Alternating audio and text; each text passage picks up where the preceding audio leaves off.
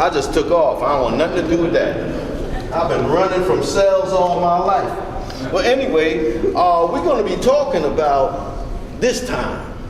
Well, we were here a couple weeks ago talking about Lincoln in 1861, but we're going to talk about 1863. So, what I need, I know y'all are quiet folk. You have all these things distracting you, but we want you to kind of join in.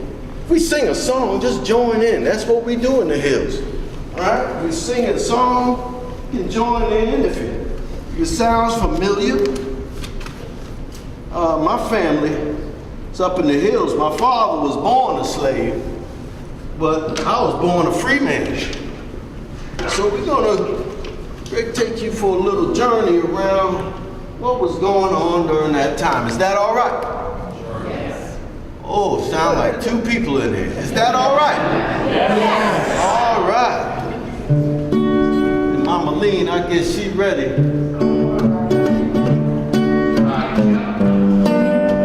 It's called You Better Mind. Can y'all hear it?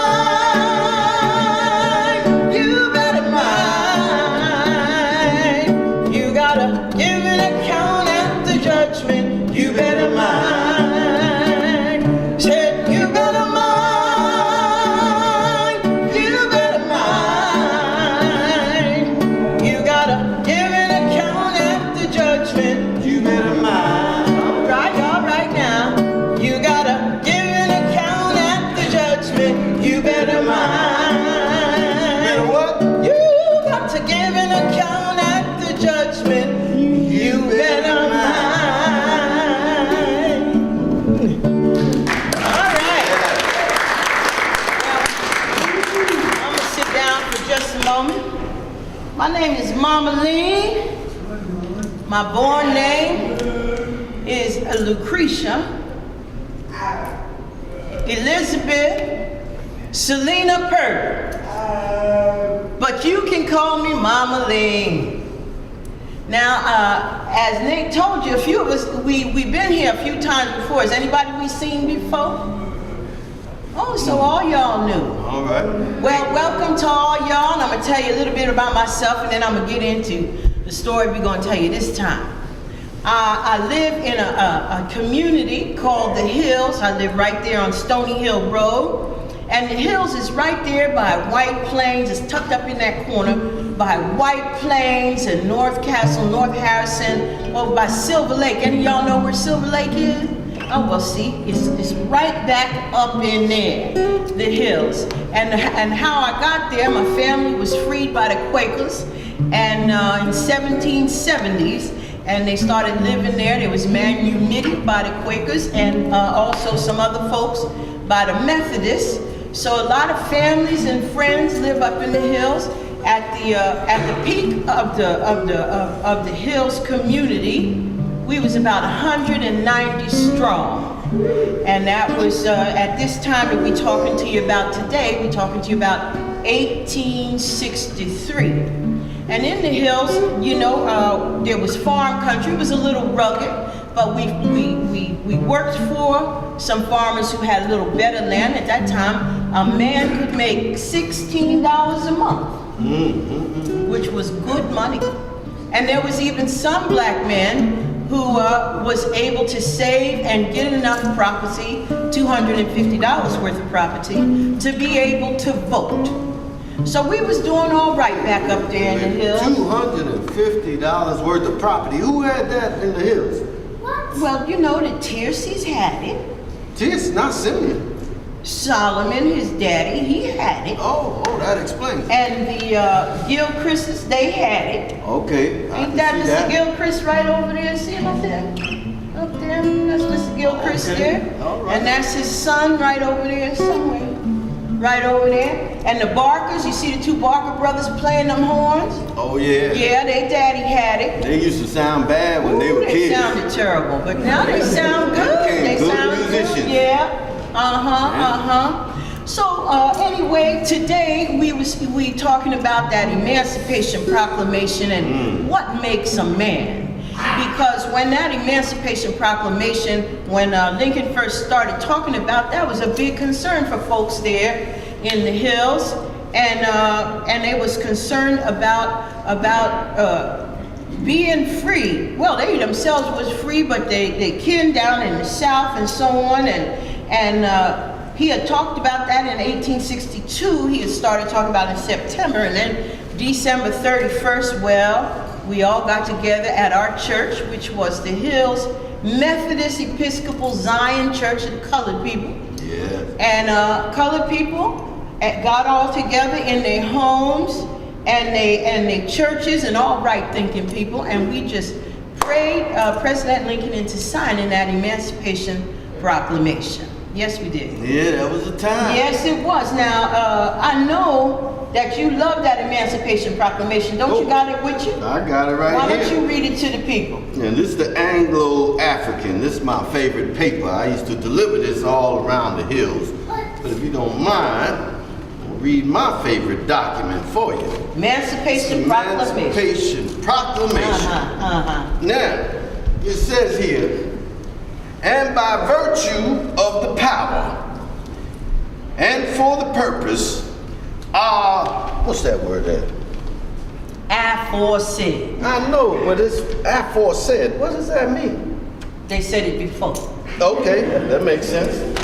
I do order and declare that all persons held as slaves within the said designated states and parts of states are and henceforth shall be free. Free. Ooh, y'all don't know right what that now. means for us. Free. Now, I'm born a free man, but a lot of my kin weren't. Yeah. And that the executive government of the United States, including the military and naval authorities, therefore, will recognize and maintain the freedom of said persons. All right. That's our folk The military. right there. Said persons. That's right. And Gonna protect. I hereby enjoin upon the people so declared to be free and to abstain from all violence unless in necessary self-defense. And I recommend to them that in all cases, when allowed, they labor faithfully for reasonable wages. All right, wages. Wages. That's right. Talking about getting paid. All right. And I further declare and make known that such persons of suitable condition will be received unto the armed service of the United States. That's what I'm talking about. To garrison forts, positions, stations, and other places, and to man vessels of all sorts to said service. All right. And upon this act, sincerely believed to be an act of justice warranted by the Constitution. Upon military necessity, I invoke the considerate judgment of mankind and the gracious favor of Almighty God. I love that. Emancipation Proclamation has God in it. Yeah. Amen. Amen. Amen. Amen. It was January 21st, 1863, he signed it. Did my Lord deliver Daniel, deliver Daniel, deliver Daniel? Did my Lord deliver Daniel? And why not every man? Well, you know that Emancipation Proclamation, we was really pretty glad to see that because now that before they had been talking about the Civil War wasn't about slavery, it was just about the separation of the states. But to us, it was never about anything but slavery, and we was glad to see they caught up with our way of thinking. And in the South, them men's, they was just running away, escaping, and going to them garrisons and forts. Oh, yeah. They talk about there so that they could fight, because it was a holy war. It was a liberation war. And in the North, they was forming, the black men was forming volunteer brigades and marching and trying to get ready. You know that Aaron Halstead, he joined the Peekskill volunteers. He was up there. There he is, right over there. You see where it say Peekskill volunteers? Holding the flag. That's right him right there. Peekskill volunteers. That's Aaron. Yeah. So they joined the Peekskill volunteers, and then in May, it was late May, wasn't it, Nate? They had that General Order 143, where they established the United States Colored Troops, USTC. Yes. The United States Colored Troops. So they established that, and then they start trying to recruit. They was going all around, up and down New York, trying to recruit. And you know, I thought it was just going to be 1, 2, 3, but it wasn't that easy. No. Frederick Douglass, he was making himself hoarse trying to recruit him. Everybody wasn't trying to hear what he had to say. Didn't you go to one of them meetings, Nate? Oh yeah, I went to one of the meetings down New York City. I went down to the Shiloh Baptist Church. Shiloh, The presiding minister there was Reverend Henry Highland Garnett. Oh, he could preach. That man could preach. That man could preach. He could make the tide go up in the water. I mean, this man can preach. He can get anybody going. And right after him, we had a time, was Frederick Douglass. You want to hear that man speak. That place was on fire. But you know something? What? After he finished talking, only one man stepped up. What? Only one man stepped up. And right? you know why? No, why? Because they want to be treated like men. Colored men wasn't going to join the army if they were not respected as men. Yeah. Oh, it went back and forth and back and forth. Yeah. You see, you have to understand. Well, you folks today have a black president. Yeah. That was unimaginable. Well, at that time, it was unimaginable to be a commissioned officer in the army. That was, you wouldn't even imagine it. No. I mean, there was a few surgeons and chaplains, but very, very few. And then one gentleman, Robert Johnson. That's it. Not the guitar player. this man, he can talk. He got up and said we were not cowards. And we wanted the proper respect for our manhood. And he demanded that the government give rights as citizens and soldiers. Okay. And so they all went back and forth. He said, we're not joining unless that. And so all those big boss abolitionists, they went in a room and started meeting for a minute. They came out and declared, we are all men. Able to fight. All right. And I said, woo. All right, well that's all right. I couldn't join because I got eye problems, you know. I wanted to. Yeah, I know but that's my right. knees and my eyes, I couldn't, but I did my own fighting. But you know, even after that, only one man, and he was from Peekskill, joined that first colored regiment, which was started in Massachusetts. That was the 54th Massachusetts. It was one man joined. What was his name? No, it was 3 men. 3? That's right. It was Joshua Crawford. Oh, the Crawford child, yeah. Crawford and the Butler brothers. Oh, what was their name? That's George and Albert. Oh, George and Albert. And they Haitian. See, so they got that fight in their blood. Oh yeah, they from the Y'all know Haiti. they got their freedom back first. Yes, they did. So they had that fight in their blood. So they had those three. Now, wasn't those Butler, weren't they engineers? Was they engineers on the train, or was they on the boat? Both. They both. Yeah, they worked on the boat. All right. And Well, one they were brother, some hard-working men. And Crawford had a family, and he actually he was a saloon keeper. Oh, he ran a saloon. Oh yeah. They all did very well. And they showed some fine bravery in that in the war. I mean, they fought in the battle in '54. The 54 down right outside of Charleston. That battle. It was in the Anglo-Saxon, the Anglo-African. They were going on about their fine bravery. I mean, all of them was in there. Oh, well, that's something. Right. That was around July, right before the riots. Yeah, them draft riots. The draft riots. Oh my. That was something. Yeah, they had them New York draft riots. Y'all heard of them? The New York draft riots? Well, it was something because the 54th was just showing all this bravery, and a few days later, you know, New York just blew right up.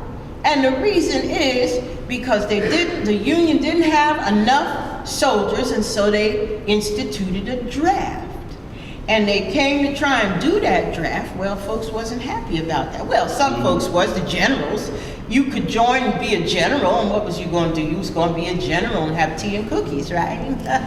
They don't fight. Yeah, but you know, and if you was rich enough, if you had $300, you could buy your way out of the draft. You could get somebody to go for you. But if you didn't have that money, well, you was drafted.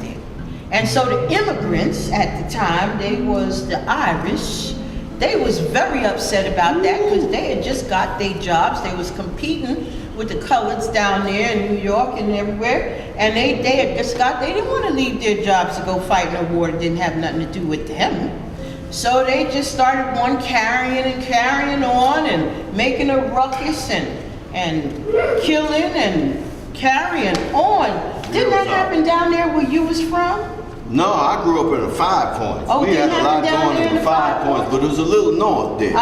Those riots were something else. Those Irish, they were getting drunk and hanging people from lampposts. Oh my gosh. I mean, because they're afraid of taking their jobs. Yeah. You know, they go into the draft, they taking their jobs. It was all sorts of madness going on there. There's chaos here. They was grabbing the wrong people. It was hard. Yeah, they was all back to front, got it all mixed up. But we were safe up in the hills. Yeah. There's no problem in the hills where we from because we weren't in the city, number one. Yeah.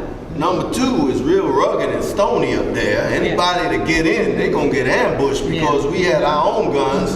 There's only 190 of us. We all know each other, so that was we were fine. You was fine, right? Yeah, it all settled about 3 days, but a lot of folks was hurt. About 120 people killed. Yeah, July. New York. The 13th to the 16th, 1863. I think it was in this paper. It was in there? And in the meantime now, the colored recruiters and the abolitionist recruiters still going around. They trying to get people to join. And they did finally get some people to join, while lots of men from the hills actually went into the colored troops. Right? Yeah, Simeon Tears. The assistant church secretary. Oh, you may have known Simeon Tears because he built the platform. That's right, he built the platform for President Lincoln. When he came to Peekskill. Yeah, he also was the first to enlist. Yeah, That's Simeon Tears. Yeah. The first to enlist. He enlisted in the 14th Rhode Island Regiment. The 14th. And, you know, there's only about 52 men up in the hills, but about 36 of them joined. Yeah. All able-bodied men. I would have been one of them, but I said my eyes are not that good.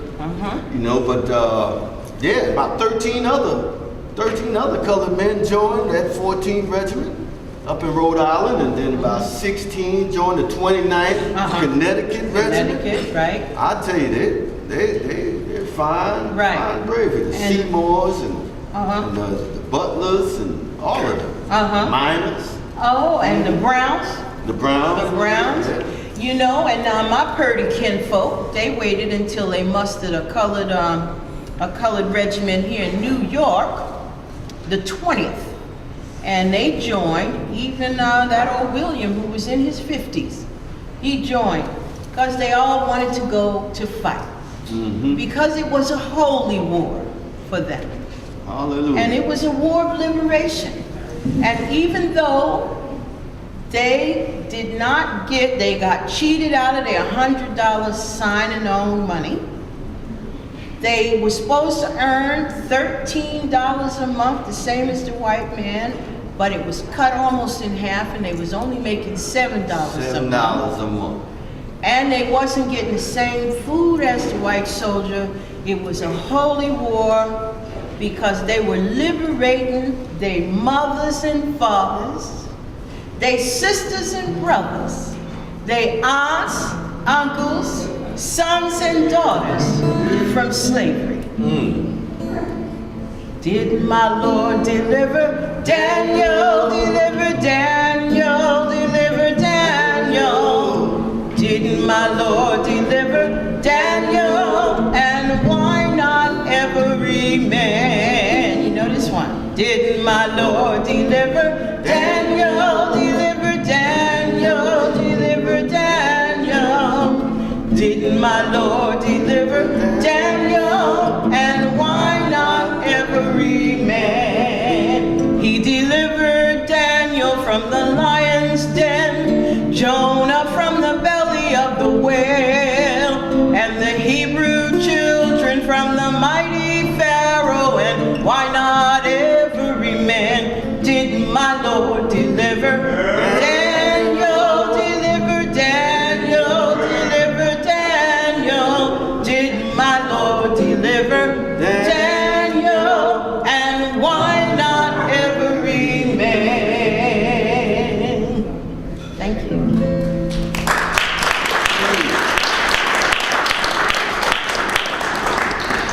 Well, Thank you all. I want to say that you may have picked up the paper in the front that told you that we're telling stories of real people here in Westchester. We got that information from this book, which is in the gift store. It's called Freedom Journey, Black Civil War Soldiers and the Hills Community, Westchester County. The Hills started in the 1770s, and it went on until about 1925. And in fact, nearly 70% of the able-bodied men in the Hills signed up to join the Civil War when the time came to fight. And so we're following their story, and we're telling the story of the Hills community when we come before you. This is Keith Johnston.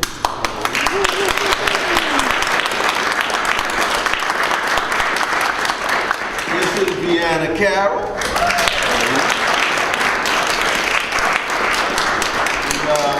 Yeah, we just want to, if you have any questions, we're here. Yes, ma'am. So, yeah. What is the significance of Juneteenth? Oh, Juneteenth. Well, Juneteenth was Texas. Because what happened, slavery was over, Robert E. Lee had surrendered, but they didn't find out in Texas for a few months. And they found out June 19th, or was it 21st? And then from then they started celebrating, called it Juneteenth. Where exactly in the Silver Lake area? Is there anything left of the Hills area? Now, you know the lady who wrote this book, her name is Edith Ann Quinn. She said she would, I haven't met her, but I talked to her on the phone. She said one day she was going to take me and Keith up there. It's apparently in the woods. It hasn't been paved over, so there's some foundational stuff there. Haven't actually been there, but I'm looking forward to that. She said you can feel the energy. Yeah, I'm sure. Looking forward to going up. Yeah. What happened in the 1920s that the Hill closed? I think what happened is after people started coming back from the Civil War, they started moving into the city, and eventually what happened, it dissipated as a thriving community. I mean, many of the men made it back from the Civil War, but I think they wanted to move into the city. They could have better jobs, more opportunities, like today everybody comes into the city. Yeah. So by 1925, it was pretty gone. Yes, sir. You know, you mentioned the people that participated in the assault at Battle Wagner of the 54th Massachusetts. Did they survive the battle? Let me see. Some did. I'm just Lot of trying to. casualties. I'm just trying to see. Did those folks from Peekskill survive it? Of course, that was the famous battle Yeah. in the movie Glory. Right. Yeah. Right. The- He's referring many to of that the men movie with that we Denzel mentioned- and. Yeah. Many of the men we mentioned did survive the battle. I'm not sure. I don't Yeah. remember. But, Mhm. you know, a lot of casualties. 256, including the white officer that led them into the battle, right? Robert Shaw. Right. Uh-huh. Yeah. Yeah. Do we have Civil War buffs here? I'm sort of one. All right, yay! Well, I have to say, I'm really happy. Oh, Well, I was wondering if the rivalry between the Irish immigrants and the black workers after they had fought together in the Civil War persisted after the war. well, you know, isn't that something how insidious racism is? I mean, you're rewarded Yeah. for it. So, you know, we can see there's some people that come together, and there's some people that stay apart. Looking at the 50s and 60s Yeah. in Boston, I'm guessing it persisted. Yeah. And there were the labor riots, you know, there's Mhm. always everybody's on the bottom, right? The Irish, the blacks, so yeah, there was a rivalry. It was a threat, taking their jobs, Right. or opportunities. Uh-huh. And so, yeah, that's, racism exists. And when the unions got organized, were they mostly integrated or mostly segregated? No, not at the beginning. They were real They're segregated. segregated. Completely segregated. Yeah, you know, it's funny because, you know, because if you've been on those plantation tours, or if you think about, you know, the fact that the first Kentucky Derby, 13 of the 15 jockeys were black because they were slaves. There was considerable skill and craft in the black community, but then once freedom happened, well, then racism took over, and those skills and crafts were lost in a very short time.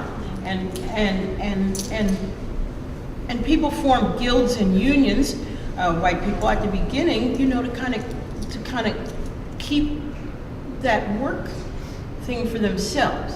And fortunately, it didn't stay like that. But, you know, it was.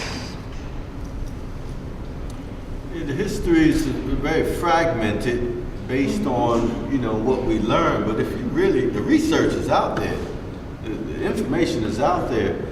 And so you're still uncovering all of this stuff. Yeah, we It's living a in a great fabulous narrative. time. Fabulous. Yeah, I mean, I think the enslaved Africans, which is what they were, nobody is a slave, they're enslaved, they're human beings. They were considered, you know, 3/5 of a person, right? Like cattle. And for sort of cognizant dissonance, and even slave owners thought of them that way because they were taught that. And so that it gets really complex. We're talking about Africans who are accountants and machinists, architects. They ran a lot of these farms when the slave master was gone. So it gets a little tricky when you always see the narrative of passive, you know, enslaved persons. And that we're not in the center of our own freedom story, Yeah, because we so- certainly are. so But you- it's never told that way. You know, the Quakers freed us. Right. Well, Harriet Tubman, she got some people out, and Sojourner Truth, and then there were a few other stars, but mostly we were just, but that's not true. No. And we are so happy to be able to bring you some of that history at the Hudson River Museum in tandem with Mr. Broom's lovely art. So I hope y'all check out the exhibit back there if you haven't checked it out. Yeah. Bookstore, that's And pretty the amazing. bookstore, well, that don't have to do with Mr. Lincoln, but Yeah, it's but- also a fabulous diorama that he did that is resident here at the museum. So, anybody? Yes. Yes. I'd just like to say, to balance it, But my great-grandmother had a townhouse, she had 12 children, a townhouse in what is now Carroll. And she had a black couple taking care of her as the children had moved on. And when she died, she left them the house. How wonderful. You know, so That's lovely. you know, the love was there. Absolutely. Oh, Absolutely. yeah. I mean, human relationships. You get to know somebody, you know them as a person, Right. right? But, you think about during slavery, they were not persons. They were part of, you know, and I'm quite sure, you know, we can't generalize everybody, No, you really can't. right? So you can imagine how complex the institution was. Very complex. Remember, at the bottom line is money. Yeah. Right? Free labor. Any business that get free labor is going to do very well.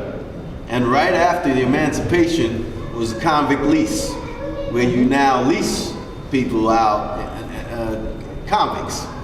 Right? So the prison industrial system took over slavery. Right? So we have the largest prison population in the world because they are doing a lot of labor. When you see corporate furniture and bricks and license plate, who's making them? For a nickel an hour, a dime an hour, maybe a Victoria's quarter. Secret. Today, Yeah. right? The modern slaves. So yeah, there's systems in place for cheap labor. And that's what slavery is all about, money. Yeah. Also, another contentious point is that as the slave was not considered fully human, neither was the fetus. And that's Right. what Roe v. Wade was held as. Yeah. It was not considered fully human. And that's, And so everyone's been a little miseducated at the time Yes. Yes. for the small few that was making all that money. Right?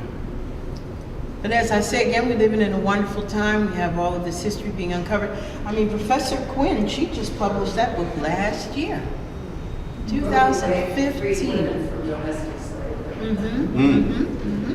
And there's a great series, 13, is it? On Netflix. Yeah. I started watching it. It's an awesome piece. The 13th. The 13th. That 13, The 13th. The. the 13th. Yeah, I just started watching it yesterday. It's awesome. Yeah, on Netflix. That out. It's about the prison industrial complex. And then there's the, The new Jim Crow, The same director that did Selma. Selma, right, Abba, The Bernie. 13th. Queen Sugar, that's out now. She's And doing a the lot of great things. And The Underground, which is on TV. So, you know, we're living in a time where the information is not only just out there, but it's more available to us. So we can all, you know, start to cast off the shame and the guilt that comes with living in America today, which is such a racial place. Right? Yeah, it was sick with race. Yeah. Sick with it. But a lot of good came out of it, right? Yeah. Well, we're happy to be here to be able to tell you the story. And thank you for listening. Thank you all.